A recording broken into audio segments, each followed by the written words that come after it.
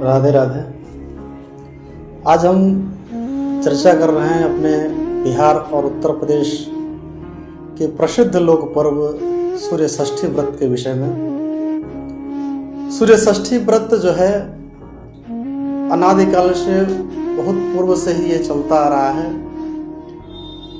इस कभी कभी मन में ये प्रश्न उठते हैं, कभी कभी मन में ये शंकाएं होती हैं, ये सूर्य षष्ठी व्रत का आरंभ कैसे हुआ, ये सूर्य षष्ठी देवी हैं कौन। तो प्राचीन काल में एक कथा आती है कि महाराज मनु के प्रथम पुत्र जिनका नाम है प्रियव्रत, तो महाराज प्रियव्रत की पत्नी जिनका नाम मालिनी, दोनों दंपत्ति को पूर्व में कोई संतान नहीं। एक बार महाराज प्रियव्रत कश्यप जी के पास गए। कश्यप जी ने उनसे पुत्रेष्टि यज्ञ कराया। पुत्रेष्टि यज्ञ के पश्चात भगवत कृपा से एक सुंदर बालक का जन्म हुआ, लेकिन बालक जन्म के कुछ समय के बाद ही उस बालक की मृत्यु हो गई और बालक रोने लगा। अपने पुत्र के मृत्यु के पश्चात अत्यंत दुखी हुए। कश्यप जी से निवेदन किया।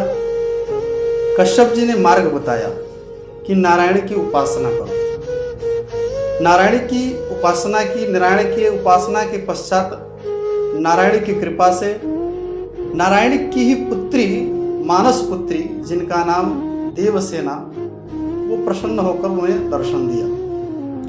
देवसेना ने कहा कि आप इतना दुखी क्यों हो रहे हैं।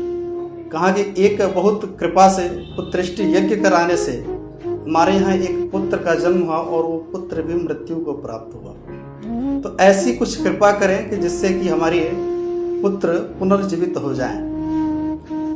उन्होंने उपाय बताया।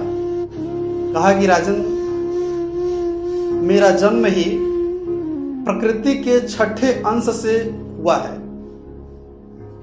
इसलिए षष्ठी देवी मैं कहलाती हूँ और मेरी स्वयं की उपासना करने से आपको आपके पुत्र रत्न वापस पुनर्जीवित हो जाएंगे।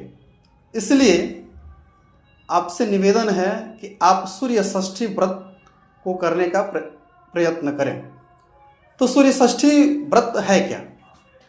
कहा कार्तिक शुक्ल पक्ष षष्ठी तिथि को होने वाले ये व्रत, जिस व्रत में भगवान सूर्य देव की विशेष आराधना होती है और सूर्य देव की कृपा से आपके पुत्र स्वयं पुनर्जीवित हो जाएंगे, ऐसी मान्यता है। ऐसा नारायण ने आदेश किया है। इसलिए आप सूर्य षष्ठी व्रत को करें और उसके प्रभाव से आजकल हम देख पा रहे हैं कि हमारे समाज में, बिहार में, उत्तर प्रदेश में अनेकानेक लोग जो है अनेकानेक भक्ति भावनाओं से ओतप्रोत होकर के ये 4 दिन तक चलने वाला ये सूर्य षष्ठी व्रत बड़े धूमधाम के साथ लोग मनाते हैं।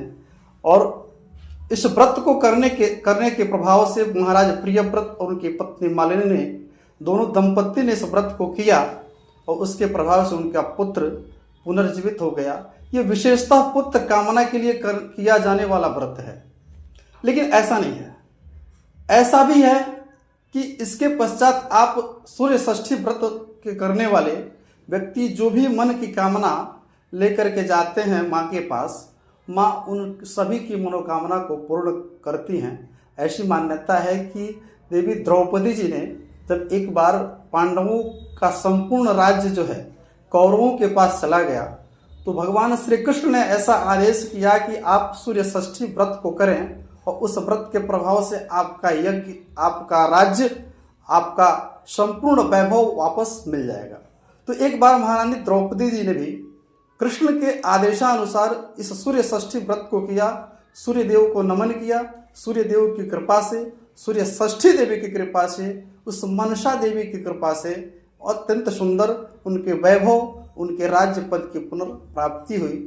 जय छठी मैया, जय श्री राधे।